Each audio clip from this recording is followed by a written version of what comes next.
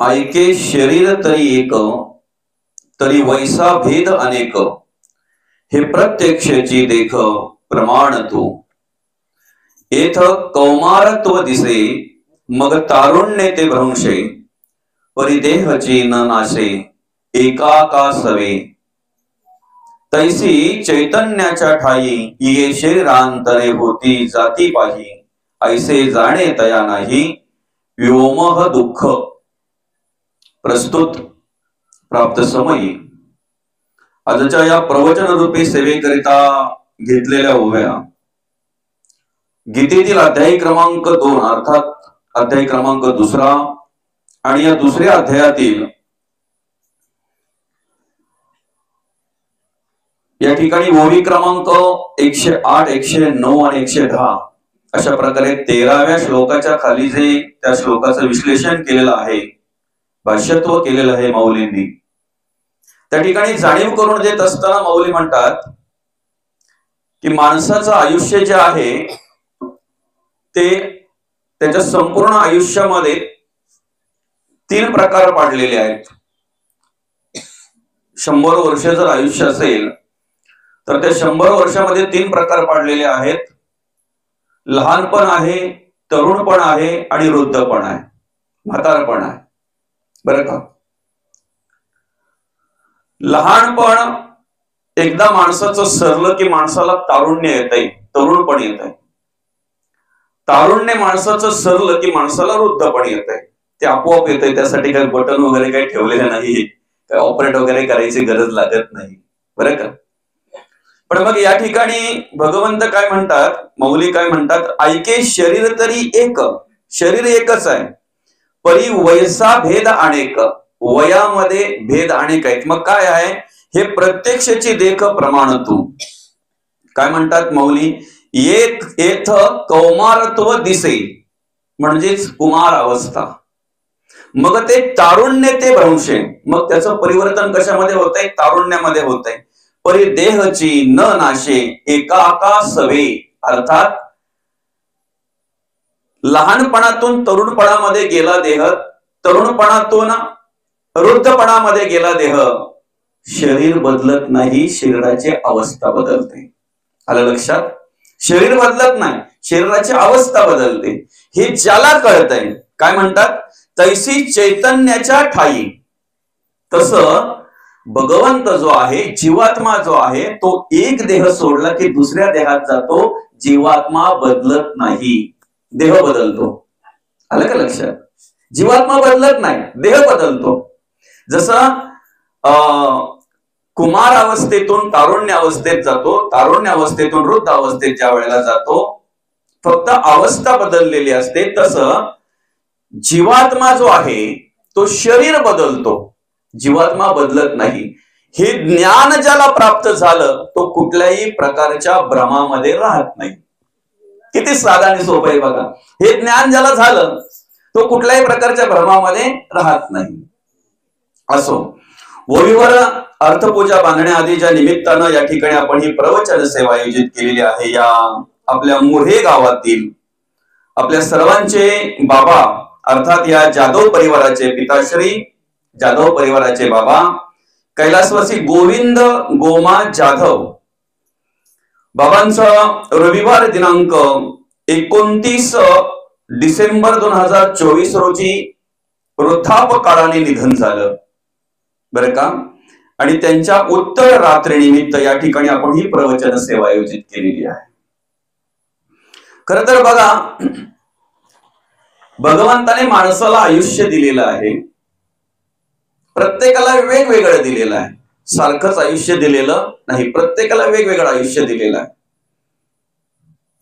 जन्म आपल्या हातात नाहीये, कुठे व्हावा, कसं व्हावा, कधी व्हावा, कोणत्या घरात व्हावा, हे आपल्या हातात नाही. बरोबर आहे ना? जन्म आपल्या हातात आहे का नाही? मृत्यू ही आपल्या हातात नाही आहे, मृत्यू ही आपल्या हातात नाही आहे. कुठे यावा, कसं यावा, कधी यावा, आपल्या हातात नाही. आयुष्य भगवंताने दिलेलं आहे, ते किती असावं ते आपल्या हातात नाही. ऐकताय ना? आयुष्य भगवंताने दिलेलं आहे, ते किती असावं हे आपल्या हातात नाही, पण कसं असावं हे मात्र आपल्या हातात आहे. बरं का? कसं असावं हे आपल्या हातात आहे. खऱ्या अर्थाने एक जर आदर्शयुक्त जीवन आपल्याला जगायचं असेल तर आमच्या गोविंद बाबांचा आदर्श घ्यायला आपण हरकत नाही. आदर्शयुक्त जर जीवन आपल्याला जगायचं असेल तर ज्यांच्या उत्तररात्री निमित्त या ठिकाणी आपण ही प्रवचन सेवा आयोजित केलेली आहे, या मोरे गावातील जाधव परिवाराचे पिताश्री कैलासवासी गोविंद गोमा जाधव बाबा. का माहितीये का, ह्या माणसांनी खूप कष्ट केले, मेहनत घेतली, अनेक प्रसंगांना सामोरे गेले असतील, अनेक संकटांना सामोरे गेले असतील, पण आनंदाने जीवन जगले, जीवनाचा आनंद घेतला या माणसांनी. आज पण आपण वृद्ध माणसाची पाहतोय की नाही, वयस्कर माणसं, खरंच जीवनाचा आनंद त्याने घेतलेला असतो. आजची पिढी अशी आहे ना दादा, कसला कसला टेन्शन घेईल सांगू शकत नाही. नुसतं एखाद्याने वाढदिवसाचा स्टेटस ठेवला नाही तर माणूस टेन्शन घेतो, मित्राने का ठेवला नाही. एखाद्या नातेवाईकाने जर विश केला नाही, त्याला शुभेच्छा दिल्या नाही तर लगेच तो विचार करतो, अरे सर्वांचे फोन आले, सर्वांनी विश केलं, सर्वांनी शुभेच्छा दिल्या, अमक्याने दिल्या नाही. नुसती एखादी मैत्रीण फिरायला गेली आणि तिचे स्टेटस बघितले तर इकडे जलफलाट होतोय. खरंय की खोटं आहे? कशा कशाचा माणूस टेन्शन घेतोय बघा ना, कशा कशाचं टेन्शन घेतोय. ही माणसं त्याच्यापासून बाजूला होती, अलिप्त होती, अलिप्त होती. बरं का, दुसऱ्याच्या दुःखामध्ये दुःख मानावं, दुसऱ्याच्या सुखामध्ये सुख मानावं, कधीही कोणाचा द्वेष करू नये, कधी कोणाचा मत्सर करू नये. सगळ्यात महत्वाचं म्हणजे काय माहितीये का, ही माणसं सगळ्यात जास्त पापाला घाबरायची. पाप नको बाबा, पाप घडेल. बरोबर आहे की नाही? छोट्या छोट्या गोष्टींमध्ये सुद्धा ते विचार करायचे, नको असं जर आपल्याकडून घडलं तर ते पाप घडेल, ती पापाची कर्म आहे, त्याला पाप म्हणतात. बरं का, हल्ली काय परिस्थिती आहे का आहे पाहायला गेलं ना तर माणूस माणसाच्या जीवनामध्ये वाटचाल करत असताना अधिक घाबरतोय तो लोकांना. लोक काय म्हणतील, ही माणसं लोक काय म्हणतील याचा विचार केला नाही, कारण त्यांची मनपाठ होती, लोक गाढवावर बसून देत नाही आणि पायी पण चालू देत नाही. बरोबर आहे, म्हणजे लोकांचा विचार माणसं ही जास्त करत नव्हती. दुसरा मनुष्य कोणाला घाबरतोय माहितीये का, देवाला. बघा हा, लोकांनी किती जरी ठरवलं तरी लोक कधीही समोरच्याचा चांगला व्हावा म्हणून प्रयत्न करणार नाहीत. लोक बरं का, जे आपला चांगला व्हावा यासाठी प्रयत्न करतात ते लोक नसतात, ते आपली असतात. मी लोकांबद्दल बोलतो. म्हणून लोकांना घाबरायचं पाहिजे का? घाबरायला पाहिजे लोकांना? काय गरज आहे घाबरायची? दुसरं, देव कधीही कोणाचं वाईट करत नाही. देव कधीही कोणाचं वाईट करत नाही. देव नाही आहे म्हणणाऱ्यांनाही तो देव सांभाळतो. देवाचा अपप्रचार करणाऱ्या, देवाबद्दल अडवा तडवा बोलणाऱ्या लोकांनाही तो देव सांभाळतो. देव कधीही कोणाचं वाईट करत नाही. चांगलं किंवा वाईट जे माणसाच्या आयुष्यामध्ये होत आहे त्याला कारण माणसाची कर्म. आलं लक्षात? चांगलं किंवा वाईट जे माणसाच्या आयुष्यामध्ये होते त्याला कारण काय? माणसाची कर्म. आता कर्माचा जर विचार केला तर सरळ वागणारी ही माणसं, आपल्या प्रत्येक पावलावर पाऊल ठेवून चालणारी ही माणसं, अर्थात ज्यांच्या उत्तररात्री निमित्त हे प्रवचन आयोजित केलंय गोविंद बाबा यांचे जीवन चरित्र जर पाहायला गेलं, यांचं जीवन चरित्र जर आपण अभ्यासलं तर आदर्शयुक्त शेतकरी म्हणून त्यांनी कार्य केलं. आदर्शयुक्त शेतकरी, आदर्श शेतकरी म्हणून कार्य केलं त्यांनी. शेतामध्ये राबावं, जे काही असेल ते वेळच्या वेळी. बरं का, आणि म्हणून त्यावेळेला काय होतं माहितीये का, ह्या माणसांची शरीर पण निरोगी होती, खाणं पिणं पण अतिशय चांगलं होतं. 1.5-2 भाकरी सकाळी सकाळी खाणार, तेव्हा घरच्या बाहेर जाणार. पाव बटारा जमत नव्हतं यांचं. हल्ली आम्ही पाव बटारा आणि बिस्किट. बरं का, ही माणसं जी आहेत ना, आता वृद्ध माणसं बघा, आज पण कितीतरी वृद्ध माणसं आपल्या घरात अशी आहेत, घरातल्यांना कोणाला काही लागो वा न लागो पण त्यांच्यासाठी 1.5-2-4 भाकरी तरी कराव्याच लागतात, आणि कराव्याच त्यांच्यासाठी, कारण ती सवय लागलेली असते त्यांना पूर्वीपासून.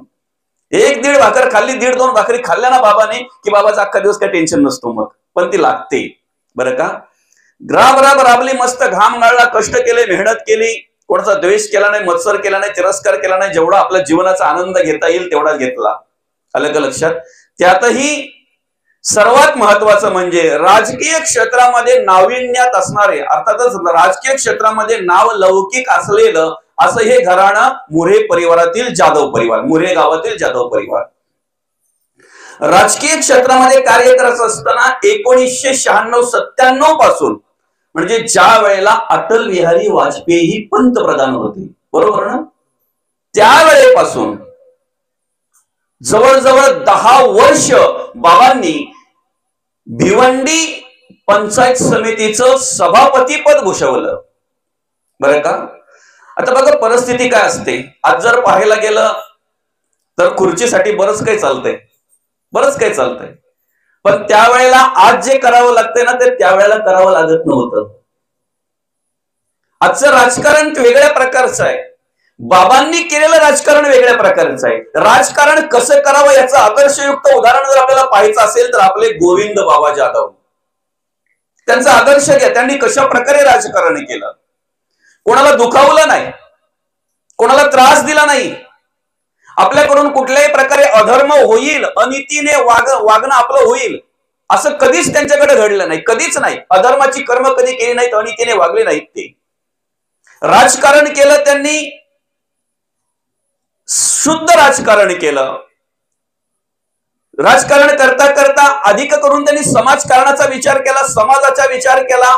गोरगरिबांना जेवढी काही मदत करता येईल तेवढी करण्याचा प्रयत्न केला त्यांनी. शेतकऱ्यांना ज्या काही योजना देता येतील त्या देण्याचा प्रयत्न केला त्यांनी.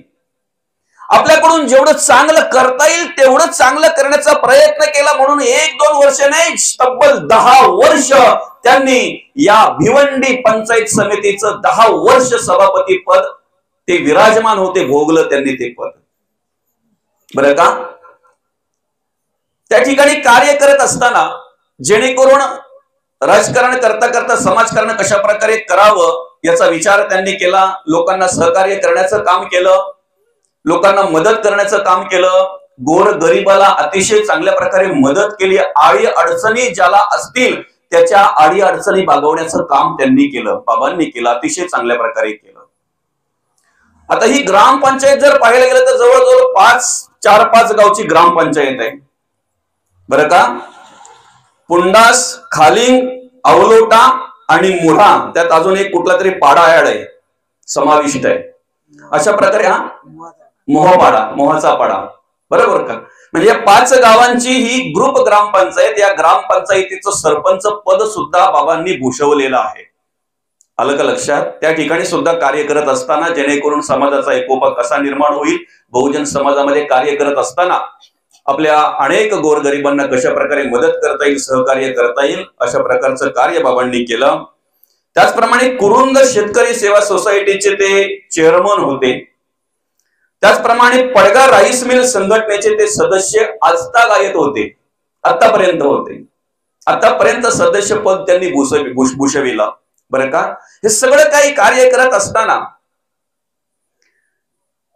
स्वतःसाठी आणि स्वार्थासाठी जगणारी माणसं अनेक असतात, पण त्यांचं नाव पण शिल्लक राहत नाही. ऐका, स्वतःसाठी आणि स्वार्थासाठी जगणारी माणसं अनेक असतात, त्यांचं नाव पण शिल्लक राहत नाही. मी म्हणेन जेव्हा जेव्हा ह्या मुरे गावामध्ये जी काही राजकीय क्षेत्रातील मंडळी येतील तेव्हा तेव्हा बाबांची आठवण त्यांना आल्याशिवाय राहणार नाही, हे तेवढंच सत्य आहे. कारण ही माणसं स्वतःसाठी कमी जगली, समाजासाठी, बरं का, गोर गरिबांसाठी अनेक प्रकारे त्यांनी चांगल्या प्रकारे कार्य केलं. आणि म्हणून आज सगळ्याच माणसांना त्यांची आठवण येणार आहे. माणूस शरीराने जातो, कीर्ती रूपाने राहतो, आणि कीर्ती रूपाने बाबा जरी देहाने गेले असतील तरी त्यांच्या कर्माने, विचाराने आपल्यामध्ये सतत असणार आहेत. सतत सतत बाबांची ती आठवण आपल्याला येत राहणार आहे. बघा ना, खरं तर आज पैशाने श्रीमंत असलेली माणसं आम्हाला अनेक पाहायला मिळतात, बरं का. पैशाने श्रीमंत असलेली माणसं आपल्याला अनेक पाहायला मिळतात. तसं जर पाहायला गेलं तर बाबा तब्बल 10 वर्ष भिवंडी पंचायत समितीचं सभापती पद, म्हणजे सर्वोच्च पद, पंचायत समितीचं सर्वोच्च पद, सभापती पद म्हटल्यानंतर ते त्यांनी भूषवलं. ग्रामपंचायतीचं सर्वोच्च पद म्हणजे सरपंच, ते त्यांनी भूषवलं. शेतकरी सेवा सोसायटीचं सर्वोच्च पद म्हणजे चेअरमन, बरं का, ते सुद्धा त्यांनी भूषवलं. तिथे सुद्धा ते विराजमान होते. पाहिजे तेवढे पैसे कमवू शकले असते, बरं का, पाहिजे तेवढे त्या ठिकाणी ते पाहिजे तेवढी संपत्ती ते गोळा करू शकले असते. पण फक्त आयुष्यामध्ये त्यांनी संपत्ती आणि फक्त पैसाच कमवला ना दादा, त्यांचं नाव पण शिल्लक नाही राहिलं. ऐका, नाव पण शिल्लक नाही राहिलं. आज मी का बोलतोय माहितीये का असं?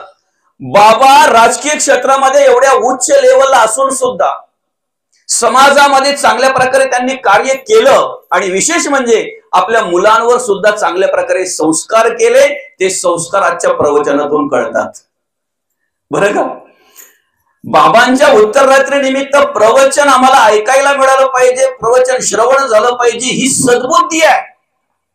आणि ही सद्बुद्धी आपल्या आई वडिलांच्या आशीर्वादाने प्राप्त होत असते. सहज मिळत नाही, आई वडिलांच्या आशीर्वादाने प्राप्त होत असते. बाबांनी ह्या मुलांसाठी अनेक काही केलं असेल, अनेक प्रकारे काबाड कष्ट केले असतील. राजकीय क्षेत्रामध्ये कार्य करता करता स्वतः अतिशय उच्च पद त्या ठिकाणी विराजमान झाले. पण आज जर पाहायला गेलं तर बाबांच्या पावलावर पाऊल ठेवून आमचे संतोष दादा असतील, आज या ग्रुप ग्रामपंचायतीचे उपसरपंच पद आहे.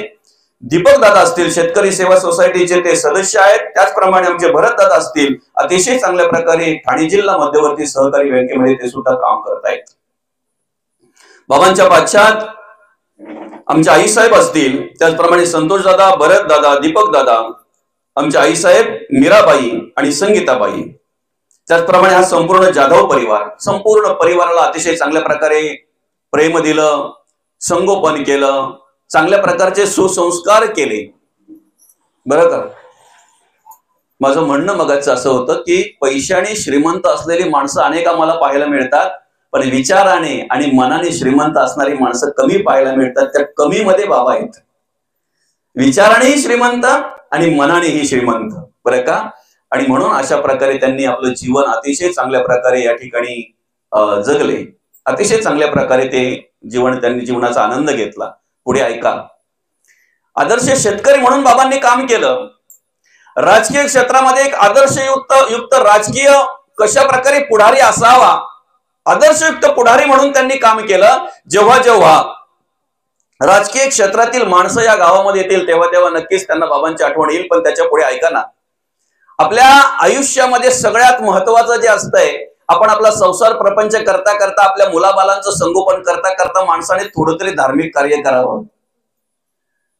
अधिक करावं, पण मी थोडंच म्हणतो का तर थोड्यानं सुरुवात झाल्यानंतर ती चट लागली, ती गोडी लागली की मग मनुष्य अधिक करतो बरं का. करावं. ज्यांच्या उत्तररात्री निमित्त हे प्रवचन आपण आयोजित केलेले आपले बाबा कैलासवासी गोविंद गोमा जाधव बाबा, ह्या बाबांनी धार्मिक कार्य घडावं, देवाचं नामचिंतन घडावं, देवाची सेवा घडावी म्हणून स्वखर्चाने घराच्या बाजूला श्रीराम प्रभूंचं मंदिर उभं केलंय. हे सगळ्यात मोठं धार्मिक कार्य बाबांनी केलेलं. आज तुम्हा आम्हाला सगळ्यांना श्रीराम प्रभूंचं जे दर्शन होत आहे या मुर्हे गावामध्ये, आपण घराला किती खर्च करतो याला महत्व नाही, किती करोड रुपयाची बंगले बांधतोय ना याला महत्व नाही दादा. एक छोटस मंदिर जर असेल ना तर ते आपल्याला खूप काही सांगून जाते, खूप सुख मिळतंय. माणसाला निवांत भगवंताचं नामचिंतन करण्याची जागा जर असेल ना, भगवंताचं नामचिंतन करता करता माणसाला परमसुख परमानंद प्राप्त करून देणारी जर गावातली सर्वश्रेष्ठ जागा असेल तर ती कोणती? गावातील मंदिर. आणि अशा प्रकारे श्रीराम प्रभूंचं मंदिर बाबांनी या ठिकाणी उभारणी केली. त्या ठिकाणी श्रीराम प्रभूंचं दर्शन आपल्याला घडतंय, सेवा घडते. हे बाबांच्या आयुष्यामध्ये बाबांनी सगळ्यात मोठं कार्य केलं. धार्मिक विचाराचे बाबा, कुठे कीर्तन असेल तिथे जातील, कुठे प्रवचन असेल तिथे जातील बरं का. आता मी या ठिकाणी सांगतोय, या परिवारावर एक दुःखाचं सावट असं अगोदर आलं की याच परिवारातील आईसाहेब मीराबाई अशोक जाधव, बाबांची मुलगी, सोर येथे असणारी, अगोदरच्या दिवशी जावयाने जावं बरं का. अर्थात त्या आईसाहेबांचे पती वारले. आमचे अशोक दादा त्या ठिकाणी, बाबांचं त्या ठिकाणी निधन झालं 28 तारखेला. आणि 29 तारखेला आपल्या गोविंद बाबांनी निरोप घेतला बरं का. आपला विषय असा आहे, हे एक दुःखाचं सावट त्या ठिकाणी आलं. अर्थात पहिले जावई गेले आणि लगेचच वयोवृद्ध अवस्थेमध्ये, अर्थात अल्पशा आजाराने बाबांनी तुमचा आमचा निरोप घेतला. खर तर त्यांच्या उत्तररात्री निमित्त आपण ही या ठिकाणी प्रवचन आयोजित केलेलं आहे. माणसाने कसं जगावं, कसं वागावं, कशा प्रकारे कार्य करावं याचं एक आदर्शयुक्त उदाहरण म्हणजेच आपले बाबा. आणि त्यांनी जे काही कार्य केलं, त्यांच्या आयुष्यामध्ये जे काही जगले वागले, जे काही चांगलं कार्य केलं बरं का, त्याचा जर आपण आदर्श घेतला, त्यांच्या पावलावर पाऊल ठेवून जर आपण चाललो, त्याप्रमाणे जर जगण्या वागण्याचा जर आपण विचार केला तर नक्कीच बाबांना त्या ठिकाणी खऱ्या अर्थाने भावपूर्ण आदरांजली अर्पण होईल, श्रद्धांजली अर्पण होईल. प्रवचन सेवेसाठी या ठिकाणी दुसऱ्या अध्यायातील ओवे आपण घेतलेले आहेत. ऐके शरीर तरी एक, परिवयसा भेद अनेक, हे प्रत्यक्षची देख प्रमाण तू. एथ कौमारत्व दिसे, मग तारुण्य ते भ्रंशे, परिदेहची न नाशे एकेका सवे. तैसी चैतन्याच्या ठाई ये शरीरांतरेंदे होती, होती जाती पाही, ऐसे जाणे तया नाही व्यामोह दुःख. अर्थात ज्याप्रमाणे शरीराची अवस्था बदलते, त्याप्रमाणे अवस्था बदलली म्हणून शरीर बदलत नाही, शरीर तेच राहतंय. त्याप्रमाणे जीवात्मा कधी बदलत नाही. देह जरी गेला तरी दुसऱ्या देहामध्ये प्रवेश करतोय. ज्याप्रमाणे माणसाने कर्म केले त्याप्रमाणे बाबांनी राजकीय क्षेत्रामध्ये कार्य केलं, सामाजिक क्षेत्रामध्ये कार्य केलं, वेगवेगळ्या प्रकारच्या क्षेत्रामध्ये बाबांचं कार्य आपल्याला पाहायला मिळतंय. पण जेव्हा हे मला तरी वाटतंय बाबांचं असं झालं, त्याच दिवशी मला लक्ष्मीचा ताईने फोन केला बरं का, सोरच्या लक्ष्मी ताईने फोन केला आणि काय सांगितलं, महाराज तुम्हाला 2 ठिकाणी सेवा करायची आहे. म्हटलं 2 ठिकाणी सेवा करायची, म्हटलं कोण, तर बोलते काल माझे बाबा गेले आणि आज माझे आजोबा गेले. खूप वाईट वाटलं मला, खूप वाईट वाटलं. एकाच वेळेला 2-2 दुःख यावेत, 2-2 माणसं आपल्या कुटुंबातले निघून जावीत, यासारखं दुसरं दुःख कोणतं आहे बरं का. झालं सगळं, मी ऐकून घेतलं ताईचं. म्हटलं ठीक आहे, तुम्ही पहिले ठरवा कधी ठेवायचे कार्यक्रम, ते दिवस मला सांगा आणि लवकर सांगा, म्हणजे जेणेकरून मला त्या ठिकाणी सेवा करता येईल. मी दुसऱ्या दिवशी कडवलीला आलो बरं का. कडवलीला आल्यानंतर माझं दुकान आहे महेशी, त्या ठिकाणी आहे राऊतांकडं. तुमच्या लापेची मुलगी तिथे दिलेली आहे, अर्थात महेशची मम्मी, माझी मम्मी लापेला, म्हणजे लापेची तिथं कडवलीत दिलेली आहे. तेव्हा त्यांनी मला सांगितलं की ह्या परिवाराचा आणि आमचा घरोबा फार पूर्वीपासून, म्हणजे बाबांच्या पासून, बाबा लापेत जर कधी आले तर गणपत पाटील तुम्ही ओळखत असाल, आजोबा तिथले कुठले लापेचे बरं का, त्यांच्याकडे जायचे, ते इकडे यायचे. तर त्या मम्मींनी मला काय सांगितलं माहितीये का, आमच्या परिसरामध्ये पहिला हरिपाठ मुलांना घेऊन जर कोणी चालू केला असेल तर बाबांनी, बरं का. म्हणजे आध्यात्मिक क्षेत्रामध्ये सुद्धा अतिशय चांगल्या प्रकारे आवड, अतिशय चांगल्या प्रकारे आवड. ती लापेची मंडळी इकडे यायची, हरिपाठाला यायची, भजनाला यायची, भजन करायचे बाबा, आवड असायची बाबांना, हरिपाठ करायचे बाबा, हरिपाठामध्ये रममाण व्हायचे. अलग लक्षात. अर्थात राजकीय क्षेत्रामध्ये कार्य केलं, सामाजिक क्षेत्रामध्ये कार्य केलं, पण माणसाने, प्रत्येक माणसाने जे महत्वाचं आहे ते म्हणजेच आध्यात्मिक क्षेत्रामध्ये कार्य करावं. त्या पद्धतीने आध्यात्मिक क्षेत्रामध्ये सुद्धा बाबांनी अतिशय चांगल्या प्रकारे कार्य केलं. या ठिकाणी माऊली म्हणतात की आपल्या वयामध्ये भेद निर्माण केलेला आहे, परिवयसा भेद अनेक. अनेक म्हणजे काय, लहानपण, तरुणपण आणि म्हातारपण, अशी 3 अवस्था आहे. वय वर्ष 100 आज या ठिकाणी आपल्याला दिलेलं आहे. माऊली किती वय दिलेलं आहे, आपलं आयुष्य किती दिलेलं आहे, 100 वर्ष. 100 वर्ष, शतवर्षाची गणना रे तुम्ही वासुदेव वासुदेव म्हणा. अलग लक्षात. एका ठिकाणी संत म्हणतात, शतवर्ष वय नेमेले, त्यात बालपण नेणता गेले, तारुण्य वेचले विषयांकडे, वृद्धपणी नाना रोग भोगणे लागे, कर्म भोगाता भगवंताचा योग कोणे वेळे. अर्थात शतवर्ष वय नेमलेलं आहे. आमचं बालपण कसं गेलं बरं आठवा. बालपण आपलं कसं गेलं, प्रत्येकाचं उत्तर हेच येईल, नेणिवेत गेलं. नेणिवेत गेलं बालपण आमचं. आम्हाला काही कळत नव्हतं, काय करायचं, कसं जगायचं, कसं वागायचं, काही कळत नव्हतं. बालपण नेणते गेले आणि बालपण नेणते गेल्यामुळे तारुण्य विषयांकडे वेचलं गेलं ना. तारुण्यावस्थेमध्ये काय अवस्था झाली आमची, तारुण्यामध्ये काय झालं, जे करू नये ते केलं. आणि तारुण्यात जे करू नये ते जर केलं तर वृद्धपणाची अवस्था खूप वाईट असते.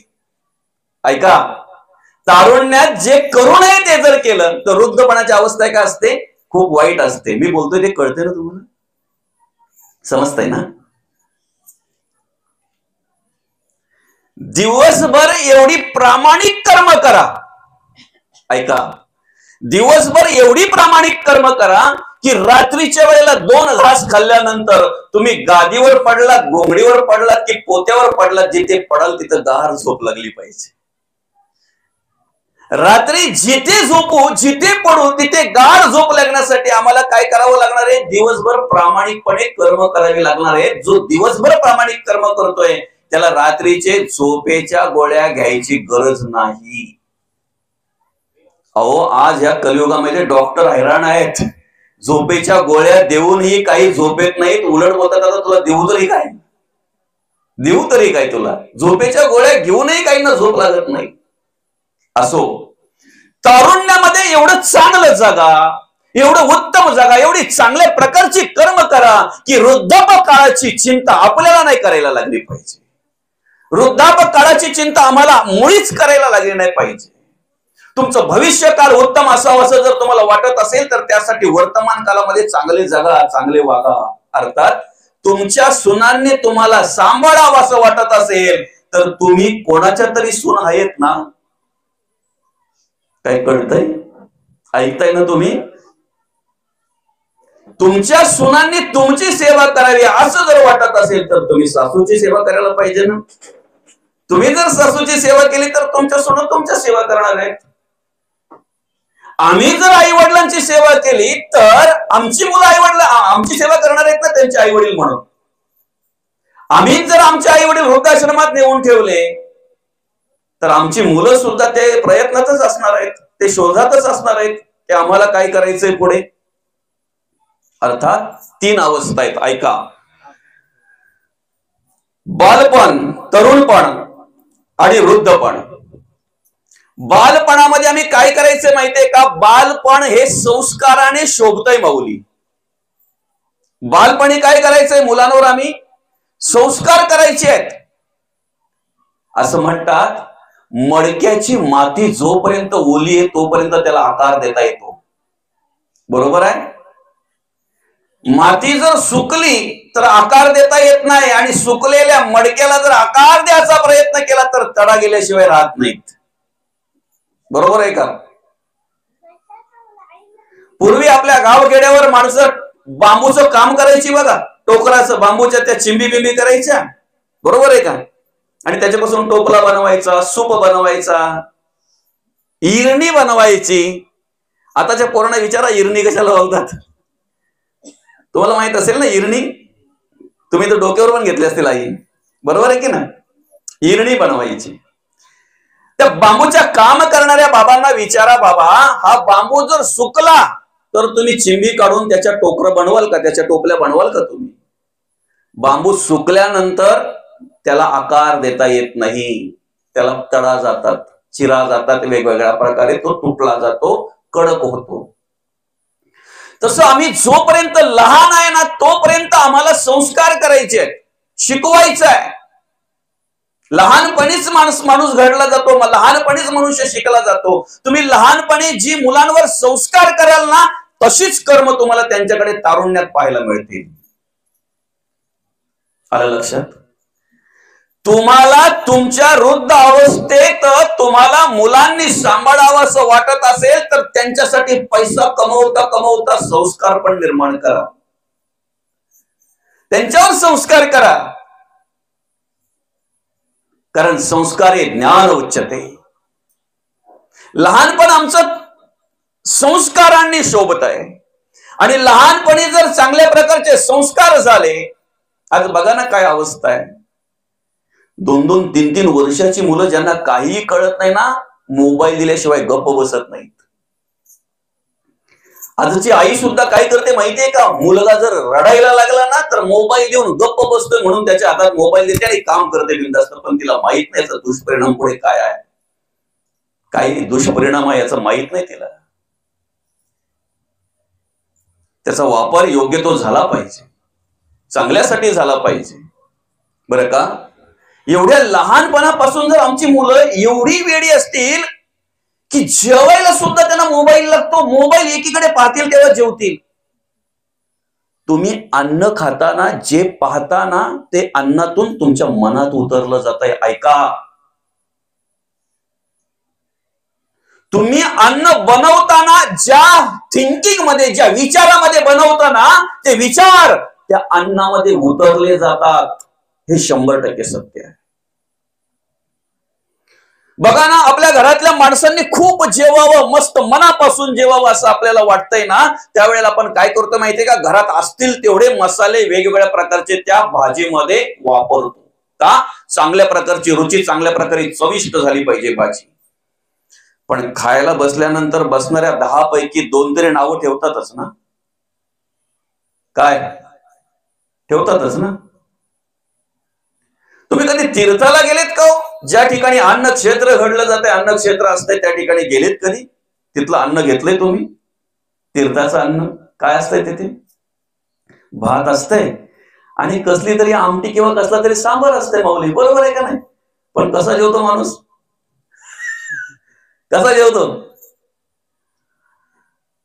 त्या प्रसादासाठी तो माणूस धावपळ करतो. अरे चला, महाप्रसादाची वेळ झाली, तोपर्यंत आपण तिथे गेलो पाहिजे. तो प्रसाद म्हणजे मागच्या वर्षी खाल्लाय पण तो अजून जिभेवर आहे. सांगता सांगता तोंडाला पाणी येतंय त्याच्या. अरे काय असतंय? नुसता भात असतोय आणि कसली तरी आमटी असते किंवा कसला तरी सांबार असतंय. पण काय माणूस जेवतोय, काय आवड त्या प्रसाद घेताना, ते अन्न ग्रहण करताना. काय नाही टाकत हो त्याच्यात. फक्त काय माहितीये का? ज्या जागेवर बनवतात ती जागा पवित्र आहे, जे बनवतात ते पवित्र आहे आणि नामस्मरण करता करता बनवलं जातंय म्हणून त्या अन्नामध्ये त्या प्रकारची चव निर्माण होते. आता मला सांगा, तुमची मुलं जेवताना जर मोबाईल घेऊन जेवत असतील आणि नको ते रील्स जर पाहत असतील तर काय करतील? ही पुढे डोळे राहतील का यांच्या ठिकाणं? अहो, काही ना असे वेडे झाल्यासारखे करतात, वेडे झाल्यासारखे. असो, त्याच्यात आपल्याला जास्त वेळ घ्यायचा नाही, कारण बरंच काय बोलण्यासारखं आहे. पूर्वी मुलं खेळायला ग्राउंड मध्ये जायची, काही पण खेळायची. ती गोट्या खेळायची, भोरे खेळायची, विटी दांडू खेळायची. विटी दांडू खेळताना सुद्धा त्यांचा व्यायाम व्हायचा ना. जेवढ्या लांब विटी जाईल ना तेवढ्या लांब लंगडी घालत तिथपर्यंत जायचा. बाबा खरं की खोटं? लंगडी घेत तिथपर्यंत जायचा. ते पाऊस कुठे पडला, जराशी ओली माती झाली ना झाली का ते टोचे खेळायचे. असे टोचे सळ्या असायच्या, बरोबर आहे का? नाहीतर मग ते आपल्या काड्या असायच्या, त्याला पुढे असे हे केलेले असायची आणि मग ते असे मारायचे.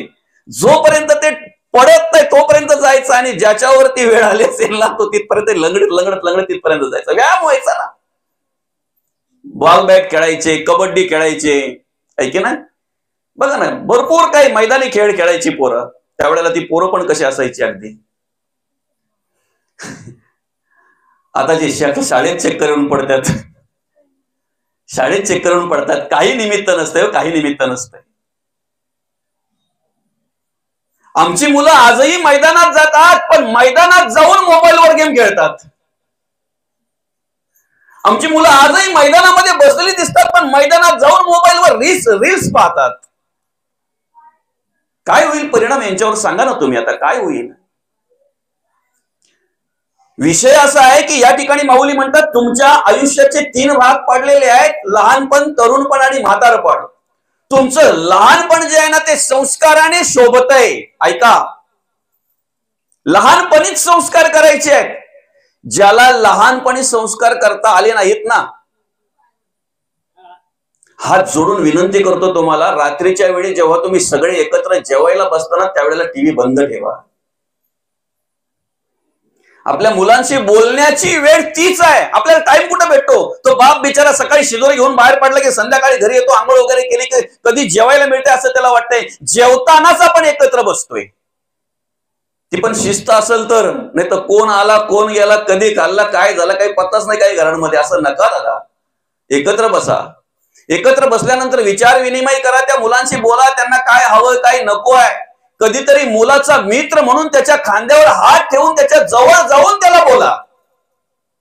कधीतरी तुमच्या मुलीची मैत्रीण होऊन तुम्ही त्या मुलीच्या खांद्यावर हात ठेवून जवळ जाऊन तिला बोला, अगं ताई मी कसे दिवस काढले, तुम्ही कसे जगलात, कसे वागलात, किती घाम गळला, कधी मेहनत केली, किती कष्ट केले, परत परत त्यांच्या कानावर टाका. त्यांना समजलं पाहिजे आमच्या आई वडिलांनी कशा प्रकारे दिवस काढलेले आहेत, कशा प्रकारे जगलेले आहेत, कशा प्रकारे माझ्या आई वडिलांनी कार्य केलेलं आहे, किती घाम गळलाय, किती मेहनत केली, किती हाल अपेष्टा सहन केल्या आणि आम्हाला इथपर्यंत वाढवलंय, जगवलंय, मोठं केलंय. त्यांना परत परत सांगा. ही जाणीव जर त्यांच्या अंतःकरणामध्ये असेल तर तुम्हाला कधी रडायची वेळ येणार नाही, त्यांच्याकडून कधी वाईट प्रकारची कर्म पाहायला तुम्हाला मिळणार नाही. लहानपणी संस्कार करा, तारुण्यामध्ये रडायची वेळ येणार नाही. आलं का लक्षात? आता लहानपणी जर संस्कार झाले नाहीत आणि तारुण्यात जर समजा एखाद्याकडून, एखाद्या मुलाकडून जर चुकीची कर्म घडलीत ना, मग तुम्ही जर त्याला सांगायला गेलात तर असं म्हणतात, माती सुकल्यानंतर तडा जाते. माती सुकल्यानंतर तडा जाते. माझ्या समोर घडलेली घटना आहे ना, 20-22 वर्षाचा मुलगा, तरुण आहे, धडधाकट आहे बाबा, बॉडी बिडी काय तब्येत बिबेत बघाल तुम्ही. ह्या मुलाकडे बघितल्यानंतर बाप काय कल्पना करत असेल, माझा मुलगा करता कमावता होईल, आता माझा मुलगा कामाला जाईल, आता 4 पैसे कमवून आणील, माझी धावपळ कमी होईल, मला जे एक्स्ट्रा काम करावं लागतंय ते आता करावं लागणार नाही. माझा मुलगा ज्या वेळेला 4 पैसे कमवून आणील, मी बसून खाईन, मी आरामात खाईन, मला जरा आराम मिळेल. त्या मुलाला वेळ लागलं बॉल बेट खेळायचं. 4-4, 5-5 दिवस त्या मुलांच्या बरोबर जायचा, मैदानावर खेळायचा. खेळू नका असं म्हणणं नाहीये, पण दादा, ज्या बापाने लहानाचं मोठं केलंय त्या बापाच्या अशा अपेक्षा जाणा, त्या अशा अपेक्षा बघा काय आहेत त्या. आणि एकच दिवस तो फक्त बाप बोलला, हो दादा, अरे एवढा मोठा केला रे तुला. त्या बापाने पायाच्या तलवे दाखवले, दादा या भेगा पडल्यात बघ ना. त्या बेगांच्यातून रक्त गळायचं तरी सुद्धा तो बाप कावडी व्हायचा, काशी शिपायचा, भाजीपाला शिपायचा. का? माझ्या मुलांनी मोठं झालं पाहिजे, माझ्या मुलांनी वाढलं पाहिजे, शिक्षण घेतलं पाहिजे, 4 पैसे कमवून आणले पाहिजे. त्यासाठी तो त्या मुलांना पाहिजे ते पाहिजे त्या वेळेला आणायचा. घाम गाळले बिचाराने, कष्ट केले, मेहनत घेतली, हाडाची काढ केली, रक्ताचं पाणी केलं त्या बापाने. एवढी मेहनत घेऊन एवढा मोठा केलेला त्या मुलाला त्या बापाने एवढं पण नाही म्हणावं का, दादा अरे कुठेतरी कामाला जा, आता 4 पैसे कमवून आण रे दादा, मी थकलोय आता, मला नाही होत रे, नाही होत. ह्या मुलांच्या बरोबर तू जातोय, 4-4, 5-5 दिवस तिकडे गायब असतोय, तू सकाळी जातोय डायरेक्ट संध्याकाळी येतोय, त्याच्यातून काय मिळणार आहे तुला? आणि खरं आहे ना, ही जी 4-4, 5-5 दिवस पोरं जात आहेत, इकडे तिकडे जात आहे, काय मिळणार आहे याच्यातून? जर खेळायचं तर सीझनच्या बॉलवर खेळा ना, कमीत कमी एखाद्या राज्याचा तरी त्या ठिकाणी हे करता येईल ना तुम्हाला, मैदानामध्ये त्या खेळता येईल ना तुम्हाला, नेतृत्व करता येईल ना एखाद्या राज्याचं तरी, देशाचं लांब जाऊ द्या. हे चिरीमिरी जे खेळताय तुम्ही, जे दिवस घालवताय, बाप बोलतोय, बाप समजवतोय त्या मुलाला, दादा अरे कुठेतरी कामाला जा, 4 पैसे कमवून आण. ऐका ना, रात्रीच्या वेळी फक्त झोपताना बाप बोलला, सकाळी तो मुलगा कधी उठला, कधी घर सोडलं, पत्ता पण लागला नाही. पहाटेच्या वेळेला त्याच्या कानावर गेलं, तुमच्या मुलांनी अमक्या अमक्या ठिकाणी आत्महत्या केली.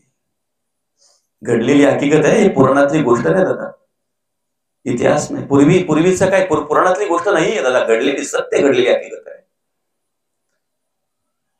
लहानपणी जर आम्ही संस्कार केले नाहीत ना, तारुण्यामध्ये जर समजावायला गेलो ना तर तडा जातात, अशा हातचा निघून जातो.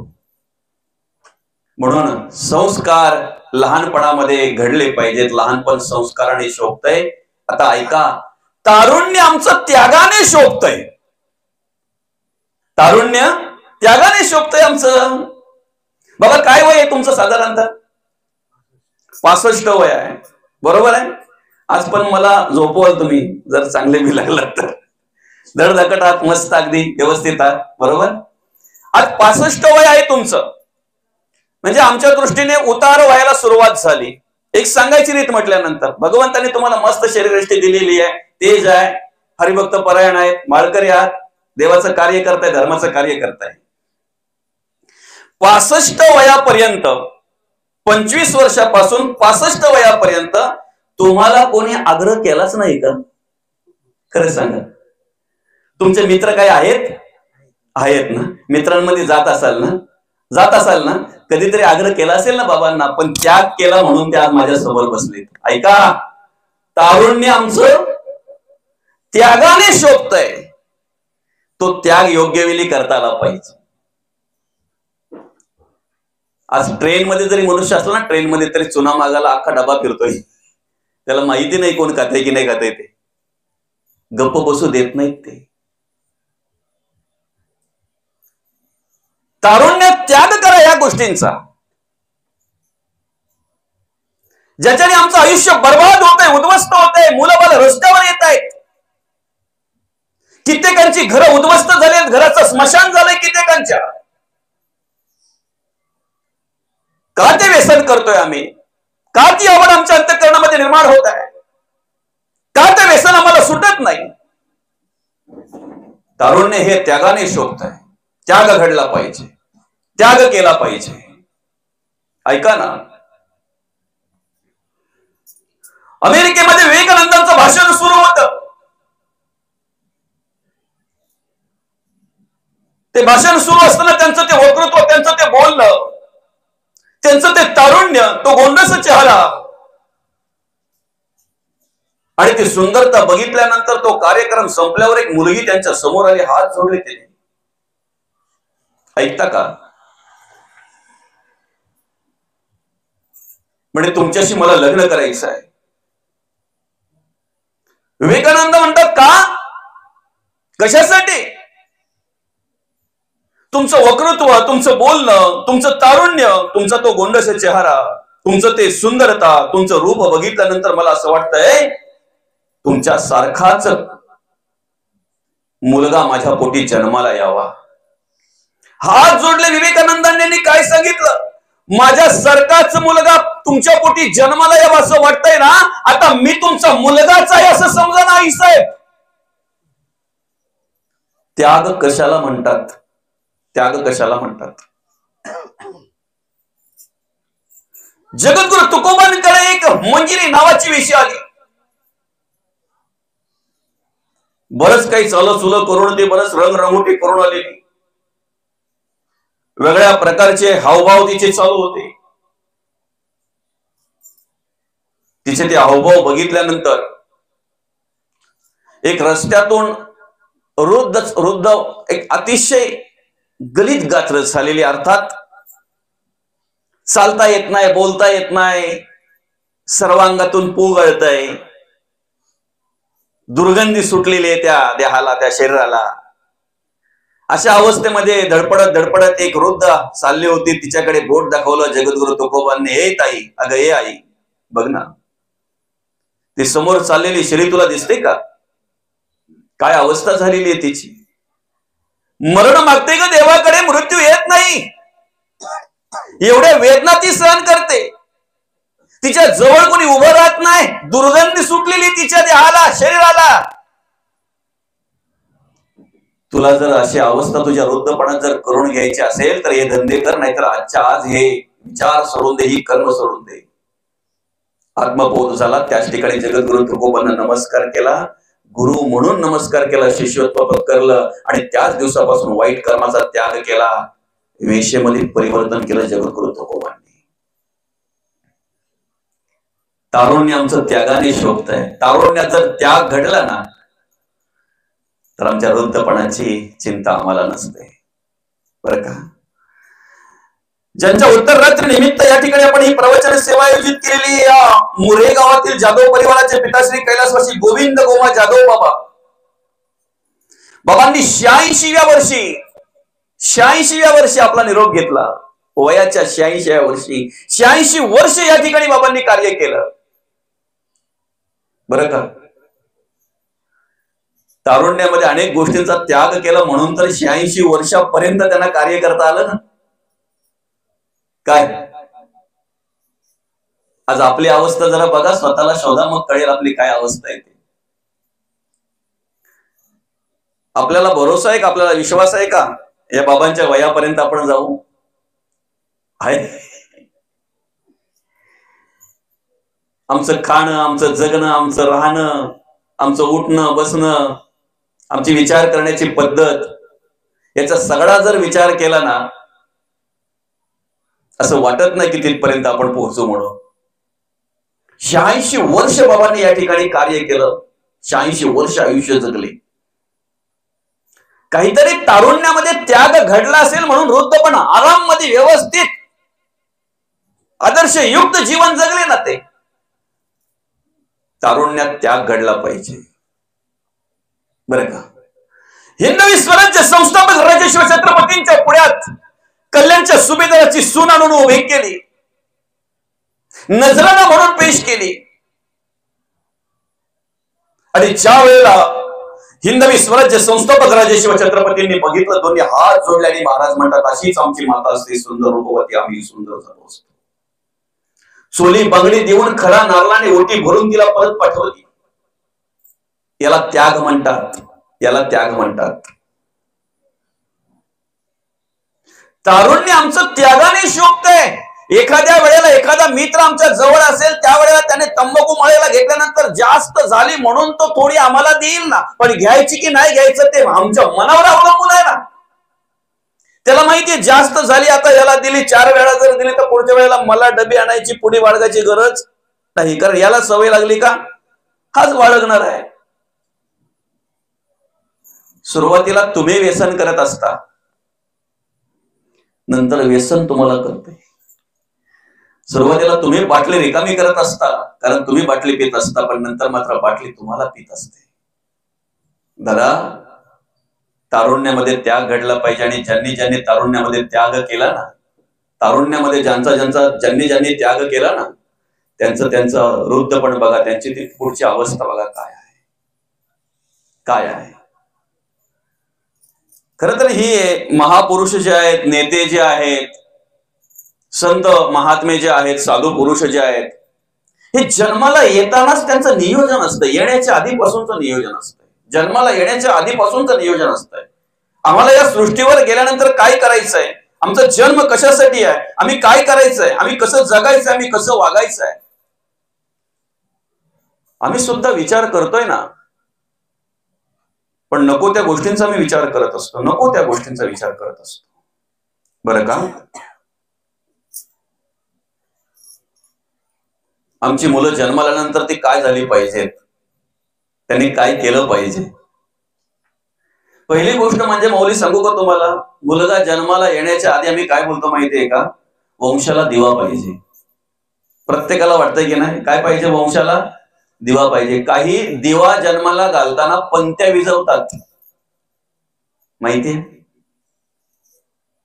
एक मुलगी झाली, दुसरी मुलगी झाली, तिसऱ्या वेळेला चेकिंग करतात, तपासणी करतात आणि पेटण्याच्या आधीच पणतीला आतल्या आत विजवतात, गर्भपात करतात मुलगी म्हणून.